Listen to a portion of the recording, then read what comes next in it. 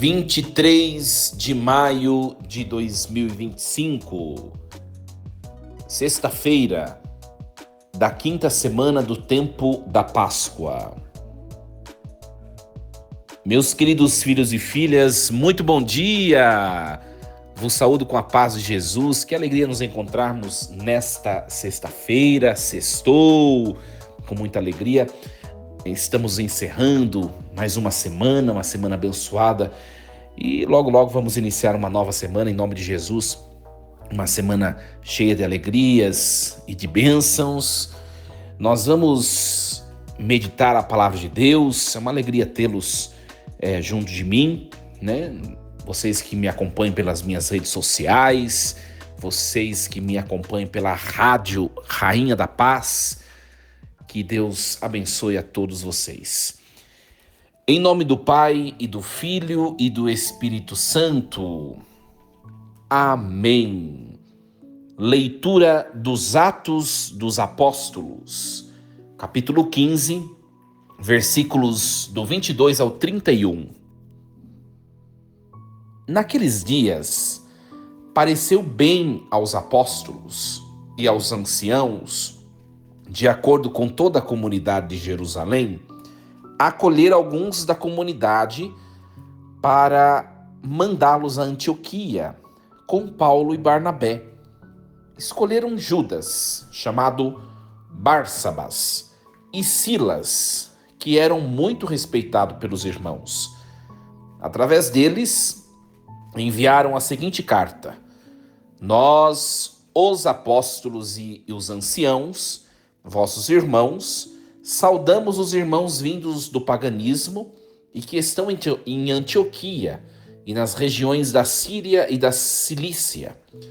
Ficamos sabendo que alguns dos nossos causaram perturbações com palavras que transtornaram o vosso espírito.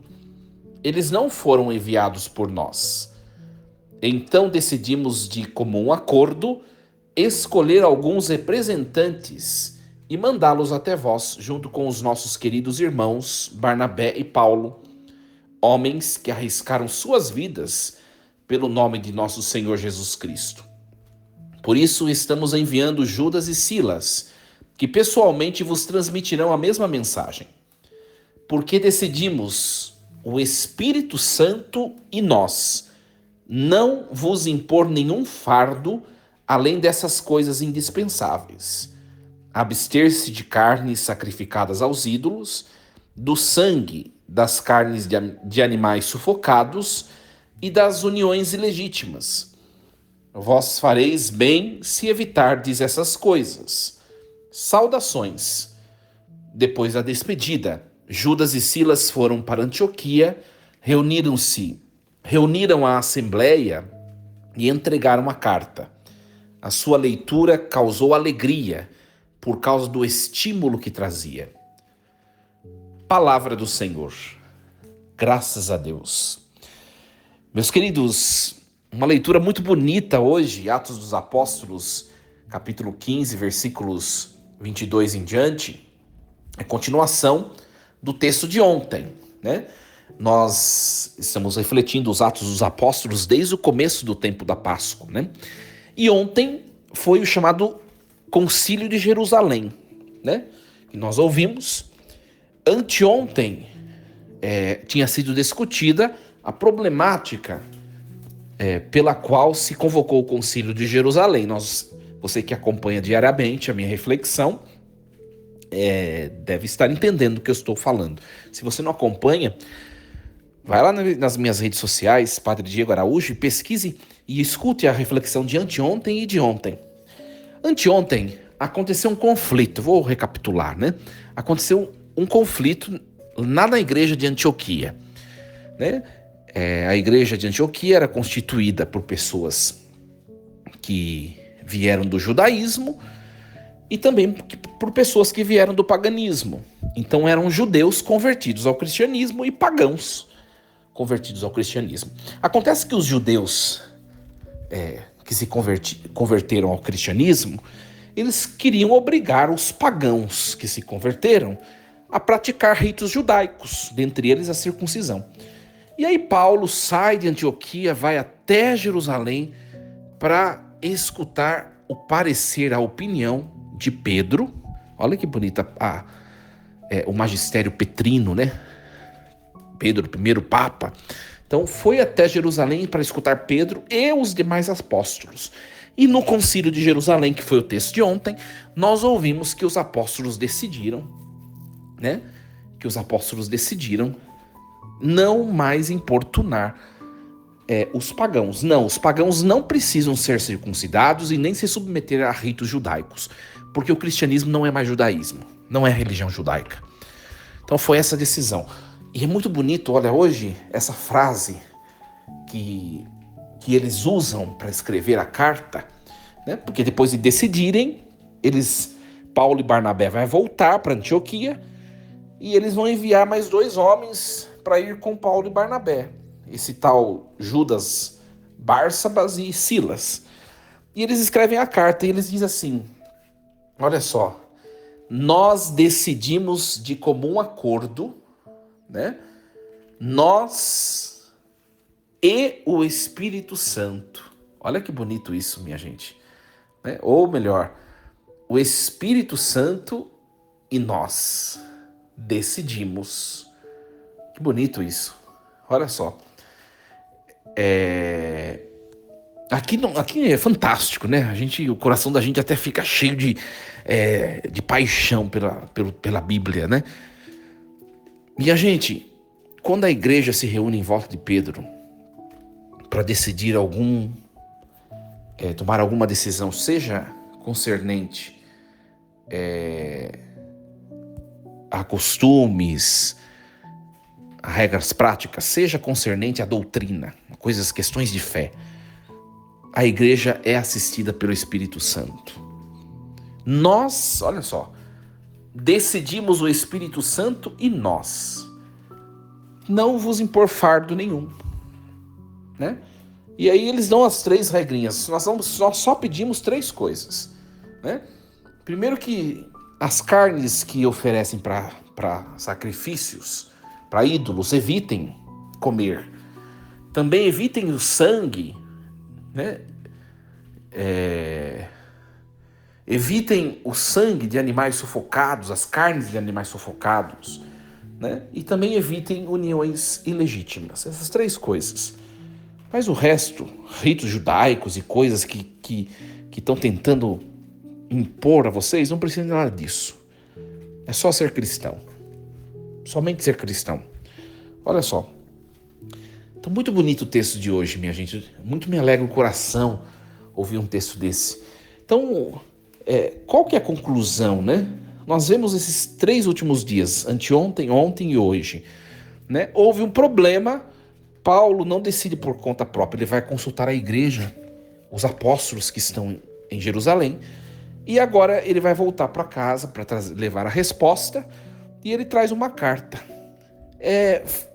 A partir dessa realidade bíblica, né, essa carta que Pedro e os apóstolos escrevem, é que se tomou o hábito das chamadas cartas apostólicas do Papa. Então o Papa escreve, né, ele é o sucessor de Pedro, né, escreve cartas fazendo recomendações às igrejas de todo o mundo. Por isso que daí se tomou o hábito dos documentos papais, né, as encíclicas, as cartas apostólicas. Isso é muito bonito na igreja. A igreja perpetua no tempo um hábito que veio dos apóstolos. As escritas de Pedro hoje são os escritos de Leão XIV para nós. Isso deve nos fazer nos apaixonar mais ainda pela palavra de Deus e pela igreja na qual nós congregamos. É muito bonito isso. Muito bonito, né? Então, nós vemos aqui a comunhão que há entre a igreja de Jerusalém, que escreve a carta, e a igreja de Antioquia, que vai recebê-la, né? Ou seja, toda a igreja está congregada pela unidade, pelo vínculo da unidade, pelo sinal da unidade que é o seu pastor, né? O pastor de uma igreja, né? O pastor de uma igreja, hoje, para nós traduzido, imagem traduzida pelos bispos, reflete a unidade da igreja local. E o que o Santo Padre, o Papa, representa é a unidade da igreja, de todas as igrejas do mundo que se congregam em Cristo. É muito bonito isso, né? Então, minha gente, o que a gente toma para a nossa vida disso? Primeiro, né, a gente toma para a nossa vida que as decisões tomadas para a Igreja de Cristo, elas são tomadas pelo Espírito Santo e pela igreja. A igreja não faz nada sozinha, né? Isso no que diz respeito das decisões de costumes e também das decisões de doutrina, tá bom, minha gente? Quem gosta de estudar a igreja, né? É muito bonito estudar eclesiologia, né? O Concílio Vaticano I, né? O nosso último concílio foi o Vaticano II, né? Mas o Concílio Vaticano I acabou oferecendo como contribuição à igreja o dogma da infalibilidade papal. Mas como assim, padre? O Papa é infalível? O Papa é infalível quando ele se pronuncia ex cátedra, porque ele é assistido pelo Espírito Santo, como esse texto de hoje, ó. Esse dogma, um dos fundamentos bíblicos desse dogma da infalibilidade papal, é esse texto que nós ouvimos hoje, né? O versículo 28. Portanto, nós decidimos, o Espírito Santo e nós, não vos impor nenhum fardo. Aí ele vai explicar o que o Espírito Santo e eles decidiram. Aí está o fundamento do dogma da infalibilidade papal. Quando a igreja se reúne para decidir algo, seja de doutrina ou seja de costume, e se ela se reúne em oração em Deus, com Deus e por Ele, a igreja é infalível, ela expressa o que o próprio Deus quer que seja expresso. Vocês conseguem entender? Aí vem a pergunta, mas padre, nós não lemos na história, na igreja, esses 267 papas que passaram desde de São Pedro, né? Nós vemos na história da igreja muitas irregularidades, atrocidades, né? Até, infelizmente, história de papas que foram contra testemunho, né? A questão da corrupção, a questão da promiscuidade e tantas outras situações que nós sabemos que neste meio gestor da igreja foi uma realidade, infelizmente, tantas coisas aconteceram, e é verdade, minha gente. Mas o dogma da infalibilidade, ele não diz respeito à humanidade daquele que recebe esse ofício de sumo pontífice. Minha gente, o Papa é um ser humano, é um pecador como nós. Não é disso que fala o dogma da infalibilidade papal do Concílio Vaticano II.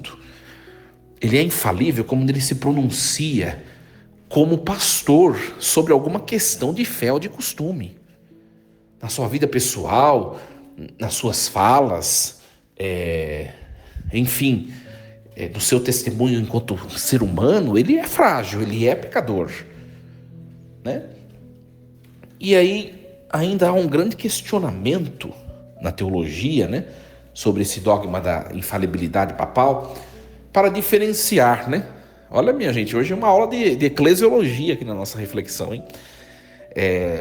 Para diferenciar quando o Papa ele se pronuncia de maneira infalível e quando é que ele não se pronuncia de maneira infalível. Isso aí ainda é discutido na igreja. Os teólogos, né? Muitos teólogos dizem o Papa ele é infalível quando ele se pronuncia em meio a um concílio, né? Outros vão dizer, não, quando ele se pronuncia em algum assunto de fé de maneira oficial, né? Quando diz respeito a dogmas, como por exemplo o Papa Pio XII, né? Pio XII, acho que não estou errado, que pronunciou o dogma da Assunção da Virgem Maria, né? em 1950, o Papa Pio IX, quando pronunciou o dogma da Imaculada Conceição, dizendo que Maria foi concebida sem pecado, no ano de 1854. Ora, foi um dogma proclamado, e num dogma não tem erro, então ele agiu de maneira infalível a proclamar esse dogma, né? Esses dogmas que eu citei. E não foi num concílio, não foi em meio a um concílio, foi um dogma proclamado pelo Santo Padre, né? No caso, a Imaculada Conceição, por Pio IX, e a Assunção da Virgem Maria aos céus, por Pio XII. Enfim, estou dando um exemplo, né? Quando, então, olha, minha gente, o consenso teológico, quem vai dizer, né? Quando ele se pronuncia ex cátedra, né? Nós vemos ao longo da história que muitos papas se pronunciaram de maneira informal, né? E tem muitas falas que são questionáveis. Então a gente tem que, sempre quando a gente vai ler um pronunciamento papal, a gente tem que ver qual é o grau de importância do documento que ele está promulgando. Seria uma constituição dogmática? Tem tipos de documento. Você que gosta de estudar para conhecer a igreja, busque depois, pesquise, né? Hoje nós temos a inteligência artificial, né? Pesquise tipos de documentos papais. Tem vários tipos e tem aqueles que são mais importantes, são as constituições dogmáticas. Nós temos as encíclicas, que são documentos importantíssimos. E nós temos os documentos que são aqueles mais informais, que não são uma expressão da infalibilidade papal, mas são documentos informais, de questão de consenso, de costume, de exortação. Então vale a pena estudar a eclesiologia, a área da teologia que estuda a igreja. E estejamos sempre ouvindo a voz de Deus que ecoa no mundo por meio do Santo Padre, por meio do ministério papal. Hoje, São Pedro se faz presente no mundo em Leão XIV. Rezemos pelo Papa, rezemos pelos apóstolos de hoje, que são os bispos, rezemos pelos colaboradores imediatos dos apóstolos, que são os presbíteros, ou aqueles que nós chamamos de sacerdotes ou padres, né? Apesar que o bispo também é sacerdote, né? E rezemos também por aqueles que são os servos, né? Que servem o ministério sacerdotal, né? Que são os diáconos. Muito bem.